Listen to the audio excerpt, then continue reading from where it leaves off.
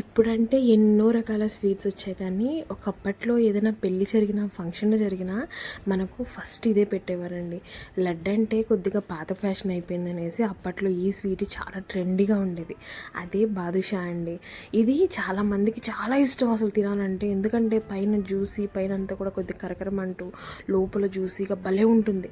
But ఉండగా కొంతమంది ఏంటంటే తినేటప్పుడు లోపల గడ్డగా కట్టేలాగా కూడా చేసేసేవాళ్ళు.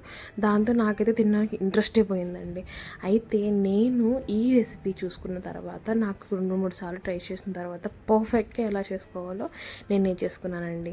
సో హాయ్ అండి, వెల్కమ్ టు పొరిగింటి పులిహోర రుచులు. నేను ఈరోజు మీకోసం మీ నాలాగా భయపడే వాళ్ళ కోసం సింపుల్గా బాదుషా ఎలా చేసుకోవాలో చూపించబోతున్నాను. మీరు ఫస్ట్ టైం చేసే వాళ్ళు కూడా ది బెస్ట్ చేసుకోవచ్చు. సో వీడియో లైక్ చేసేయండి. Let's go. దీనికోసం ముందుగా ఇక్కడ మనకు మైదా కావాలి. మైదాని బాగా జల్లెడ పట్టేసుకునేసి ఒక 2 కప్పులు తీసుకోవాలండి. మీరు ఏదైనా కానీ ఏ కప్పు కానీ గ్లాస్ కానీ వాడతారు, దాన్ని ఇంకా కొలతలకు అదే వాడుకోవాలి. నేను ఇక్కడ చూపిస్తున్న ఈ గ్లాస్తో 2 గ్లాసులు తీసుకున్నాను. ఓకేనా. సో ఇప్పుడు మనం ఇదే గ్లాస్ తోటి 2 కప్పుల షుగర్ తీసుకోవాలి, చక్కెర తీసుకోవాలి. నేనైతే 1.5 తీసుకున్నానండి, ఎందుకంటే నేను తీసుకుంది చాలా లావు చక్కెర. మీరు కనుక దువ్వ చక్కెర అంటే కొద్దిగా మెత్తగా ఉండే చక్కెర అయితే మటుకు 2కి 2 తీసేసుకుని కొద్దిగా ఎక్కువ వేసుకున్నా పర్లేదు. నాకైతే ఇది ఎక్కువగా ఉంది కాబట్టి ఇది తీసుకున్నాను. ఓకేనా. అలానే మనకు 6-7 స్పూన్ల వరకు గీ కావాలి. నెయ్యి నేను ఇక్కడ కరగబెట్టేసి రూమ్ టెంపరేచర్లో చల్లగా ఉండేది నెయ్యి. అలానే సోడా ఉప్పు వచ్చేసి 1/2 స్పూన్ కంటే కొద్దిగా తక్కువ. అలానే సాల్ట్ వచ్చేసి ఒక 1/4 స్పూన్ సాల్ట్ తీసుకున్నాను. పెరుగు వచ్చేసి ఒక 3 స్పూన్ తీసుకున్నానండి. ఇప్పుడు ముందుగా ఒక మిక్సింగ్ బౌల్లోకి పెరుగు వేసేసుకున్నాను. అలానే సోడా ఉప్పు వేసేసుకున్నాను. సోడా ఉప్పుతో పాటు నెయ్యి కూడా వేసేసుకోవాలి. ఇది నేను ట్రై చేసుకున్న తర్వాత పెరుగు వేస్ట్ చేస్తే బెస్ట్ చేయండి. నాకు తెలిసిన ఆంటీని అడిగితే కూడా చెప్పారనమాట, ఇలా పెరుగు వేసుకుంటే బాగుంటుందని. సో నేను పెరుగుతో ట్రై చేస్తే బాగా వచ్చాయి. సో ఇలా వేసేసుకునేసి దీన్ని బాగా కలిపేసేసుకున్న తర్వాత ఏంటంటే ఇప్పుడు ఇందులోనే సాల్ట్ వేసేసుకునేసి మనం జల్లి పట్టు పెట్టుకున్నటువంటి పిండి కూడా వేసేసుకోవాలి.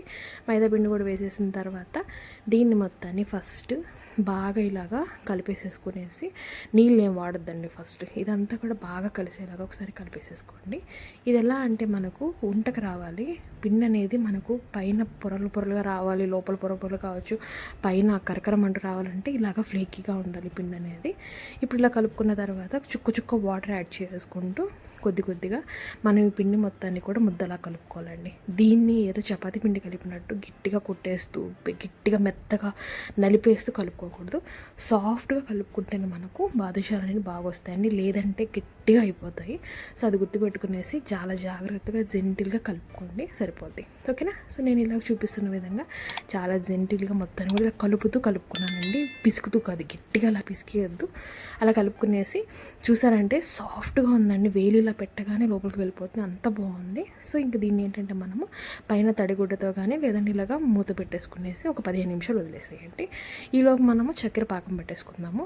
చక్కెరని కొద్దిగా గుంతగా వెడల్పుగా ఉన్న ఒక బౌల్లో వేసేసుకునేసి పెనంలో కావచ్చు కొద్దిగా ఒక 1.5 గ్లాస్ వరకు నీళ్లు పోసేసుకునేసి బాగా దీన్ని కరిగేంత వరకు కరగబెట్టుకోవాలి. ఈ లోపు నేను యాలకులు వచ్చేసి నీట్గా దంచేసుకునేసి ఇలాగా పొడిలాగా చేసుకున్నానండి. మీరు కాంటే మెత్తగా మిక్సీలోనే పౌడర్ చేసుకోవచ్చు. నేను ఇలాగా కచ్చపచ్చగా చేసుకున్నాను. లో ఫ్లేమ్లోనే ఈ చక్కెర అంతా అడుగు మాడకుండా నీట్గా మధ్యలో కలుపుకుంటూ బాగా కరగబెట్టుకోవాలండి.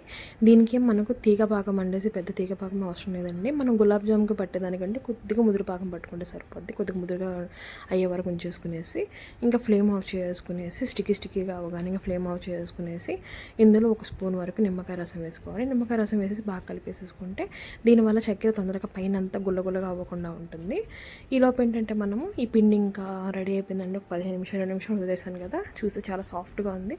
సో దీన్ని ఒకసారి జెంటిల్గా ఇలాగ పైన కలిపేసేసుకునేసి ఇప్పుడు మెయిన్ ప్రాసెస్ అండి. మీరు కాంటే చపాతీ కర్ర మీద కూడా చేసుకోవచ్చు. నేను ఇలాగ దీంట్లో చేసుకుంటున్నాను. ఇలాగ హాఫ్కి ఇలా ఒక 5-6 సార్లు ఇక హాఫ్కి తీసేసుకునేసి పైన వేసుకుంటూ మళ్ళీ ఒకసారి కలుపుకుంటూ ఇలాగ ఒక 3 సార్లు కనుక ఈ ప్రాసెస్ రిపీట్ చేసేసాం అనుకోండి, మనకు మంచి ఫ్లేకీ లేయర్స్ వస్తాయని నేను చూపిస్తాను. ఇలా చేసిన తర్వాత ఒకసారి బాగా కలిపేసేసుకునేసి ఇప్పుడు మనం చూసారంటే లోపల చూసారా ఎంత బాగుందో, సాఫ్ట్గా అంతా కూడా బాగా లేయర్గా అంటే పర్ఫెక్ట్గా మనము మంచిగా పిండి కలుపుకున్నట్టండి. సో ఇప్పుడు ఇంకా దీన్ని ఒక నిమ్మకాయ సైజు మీకు కావాల్సిన ఏ సైజున బాల్స్ తీసుకోవచ్చు. చిన్నవి కంటే చిన్నవి చేసేసుకోవచ్చు, పెద్దవి కంటే పెద్దవి కూడా చేసుకోవచ్చు.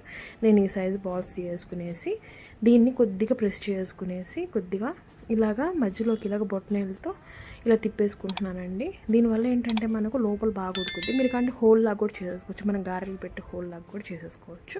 సో ఇలాగ ప్రతి ఒక్కటి కూడా మనము అదే సైజ్ బాల్స్ తీసుకునేసి ఈ మందంలో ఒత్తుకుంటే సరిపోద్దండి. ఇప్పుడు దీనికి ఇలాగ రౌండ్గా తిప్పండి, తిప్పితే కొద్దిగా డిజైన్ లాగా వస్తుంది. సో అందుకని అలా తిప్పేసాను నేను. బొట్టన వెళ్తే ఇలా తిప్పామనుకోండి బాగుంటుంది.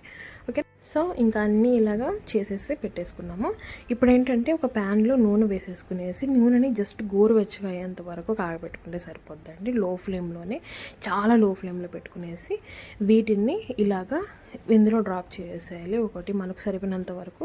మీరు కొద్దిగా పెద్ద ప్యాన్ తీసేసుకోండి, నేను చిన్న ప్యాన్ తీసుకుంటున్నాను కానీ మీరు పెద్ద ప్యాన్లో కొద్దిగా ఆయిల్ ఎక్కువ వేసేసుకొని చేసుకోండి, ఎందుకంటే ఇవి చాలా టైం టేకింగ్ ప్రాసెస్ అండి. ఇప్పుడు ఇలా వేసేసామనుకోండి మీరు ఇంకా కలబెట్టకూడదు, అలా అని చెప్పి మంట పెంచకూడదు. అదే లో ఫ్లేమ్లోనే మనకు ఇవి ఆటోమేటిక్గా వాటికి అవే పైకి రావాలి. ఓకేనా, సో అంతవరకు మనం వాటిని వదిలేసేయాలి.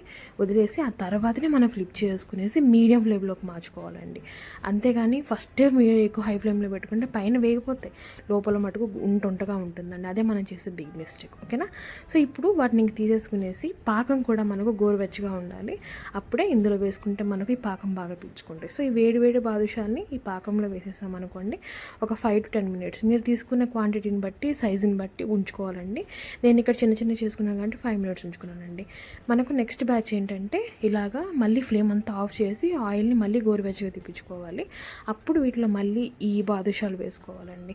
ఓకేనా, సేమ్ ప్రాసెస్. అందుకే నేను ఎందుకంటే పెద్ద ప్యాన్ పెట్టుకోమనింది, ఎందుకంటే అప్పుడు మనకు మీరు ఒకవేళ ఇంట్లో చేసుకుంటున్నారు అనుకోండి ఒక 20 అయినా ఈజీగా వేసేసుకోవచ్చు. నేను ఇక్కడ చిన్న ప్యాన్ తీసుకున్నాను కాబట్టి నాకు చాలా టైం పట్టిందండి. ఓకేనా, మీరైతే ఆ మిస్టేక్ చేయకుండా బాగా వెడల్పుగా ఉండే ప్యాన్ తీసేసుకునేసి కొద్దిగా ఆయిల్ వేసేసుకుని మునిగేంత వరకు వేసుకుంటే బాగుంటుంది. సో ఇలాగ అన్నీ కూడా చేసుకునేసి పాకంలో వేసేసుకునేసి ఈ పాకంలో ఒక 5 నుంచి 10 నిమిషాలు ఉంచేసుకుని తీసేసుకుంటే సరిపోద్దండి. నాకు కరెక్ట్గా 5 నిమిషాల కల్లా బాగా పీల్చేసుకున్నాయి. నేను తీసుకుంది అంటే అంత ఫ్లేకీగా ఉన్నాయన్నమాట. సో ఇంకా వీటిని ఒక బౌల్లోకి పెట్టేసుకున్నాను. ఇప్పుడు ఏంటంటే ఇలాగే మిగిలిన వాటి అన్నీ కూడా చేసేసుకుంటున్నానండి. మీరు అందుకే నా మాట వినేసి ఫస్ట్గా ఇలానే ఆయిల్ తక్కువలో ఉన్నప్పుడు మట్టుగా వేసుకోవాలి. ఆ తర్వాత మంట ఆన్ చేసేసుకునేసి అప్పుడు కాగబెట్టుకోవాలి. ఓకేనా, సో ఇలా అన్నీ చేసుకునేసి నేను ఇంకా ప్లేట్లో పెట్టేసుకున్నాను. అంతే అండి, చూసారు కదా, చాలా సింపుల్ అండి. జస్ట్ మనం ఫ్రై చేసే దగ్గర తప్ప మిగతా అంతా కూడా చాలా ఈజీ అండి. మీరు కనుక నేను చూపించిన ఈ క్వాంటిటీస్ కావచ్చు, ఈ ప్రాసెస్ అంతా కూడా యాజ్ ఇట్ ఈస్ ఫాలో అయితే మీరు కూడా ది బెస్ట్ బాదుషా ఇంట్లోనే రెడీ చేసుకోవచ్చు. మీరు ఫస్ట్ టైం చేసేవాళ్ళని కానీ నాది అండి గ్యారంటీ, సేమ్ కొలతలతో చేసుకోండి. మీకు వించి కూడా చూపిస్తున్నాను, లోపల చూడొచ్చు ఎంత బాగా పొరలుగా జ్యూసీగా ఉందో. పైన అయితే మటుకు బాగా మనకు గుల్లగా ఉందండి. తినేటప్పుడు ఆ క్రంచీనెస్ తెలుస్తుంది మనకు, మీరు చూసేటప్పుడు కూడా తెలుసుకోవచ్చు. సో అంతే అండి, లోపల జ్యూసీగా కూడా ఉంది కదా. జస్ట్ నాకైతే లోపల గులాబ్ జామ్ ఫ్లేవర్లో ఉంది. మీరు కూడా ట్రై చేస్తారు కదా, ట్రై చేసి ఎలా ఉందో నాకు కామెంట్ చేసేటప్పుడు అసలు మర్చిపోవద్దు.